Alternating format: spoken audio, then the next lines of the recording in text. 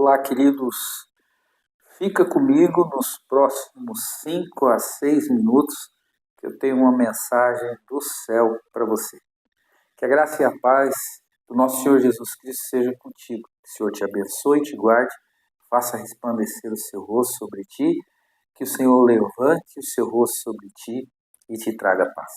Hoje eu quero falar sobre paternidade, pais de destino.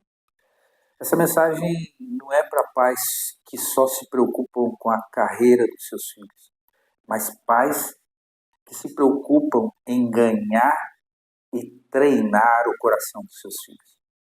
Há uma mensagem importante em 1 Samuel, capítulo 17, versículo 55. Nesse momento, o rei Saul já observava Davi e via que ele era um guerreiro diferente. Logo, ele perguntou para um dos seus guerreiros, chamado Abner, de quem esse menino é filho? E o guerreiro disse, Senhor, eu não sei. Logo em seguida, Davi venceu Golias, diz o texto, e trouxe a cabeça de Golias com ele. E quando ele se aproximou de Saul, Saul lhe perguntou, ei filho, quem é o seu pai? Exatamente isso. E nesse momento, Davi respondeu, sou filho do seu servo Jessé de Belém. Sabe, é interessante esse texto porque, apesar de toda a habilidade e coragem de Davi, não era com isso que Saul estava preocupado. O que Saul queria saber é quem era o pai daquele menino, porque naquela época o grande herói da situação não era o filho, mas era o pai.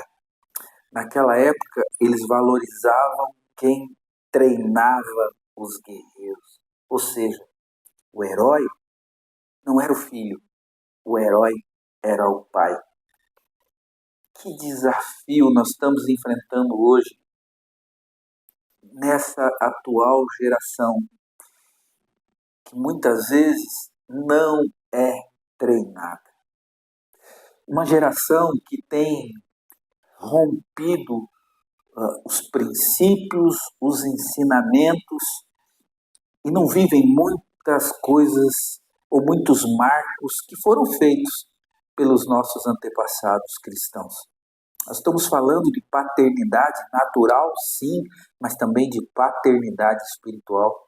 Provérbios capítulo 28, 22, 28 diz assim, não mude o lugar dos antigos marcos que limitam a propriedade que foram cuidadosamente feitos pelos seus pais. Que lindos marcos de disciplina foram feitos acerca da oração, acerca do jejum, acerca da palavra. Não é? E aí o grande desafio é, acerca desses marcos que eu recebi, não é? Como eu estou treinando o meu filho ou a próxima geração. Como essa geração está sendo treinada? Estatísticas mostram que, assustadoramente, essa geração ora muito pouco. Estatísticas mostram que essa geração jejua muito pouco. Estatísticas mostram que essa geração lê muito pouco a Bíblia. E a gente fala dessa geração que hoje tem cerca de 30 anos. Isso não é um julgamento, isso é estatística. Por que será que isso está acontecendo? A resposta não está nos filhos, a resposta está nos pais, mal treinados. E aí tem um grande desafio, sabe? O que nós estamos fazendo quanto a isso? O quanto o meu filho me vê orando para que ele possa ser treinado na oração. O quanto o meu filho me vê jejuando para que ele possa ser treinado no jejum. O quanto o meu filho me vê se dedicando à palavra para que ele seja treinado a isso. Nós temos hoje uma geração mal treinada que abandonaram os seus pais e assumiram, né, muitas vezes influenciadores no estilo de vida e no estilo de ser. Um processo de paternidade virtual perigosa. Nós precisamos tomar cuidado com isso, sabe? É o perigo dessa geração de órfãos que não reconhecem a paternidade dos seus pais. Desafiador falar sobre isso, mas é importante.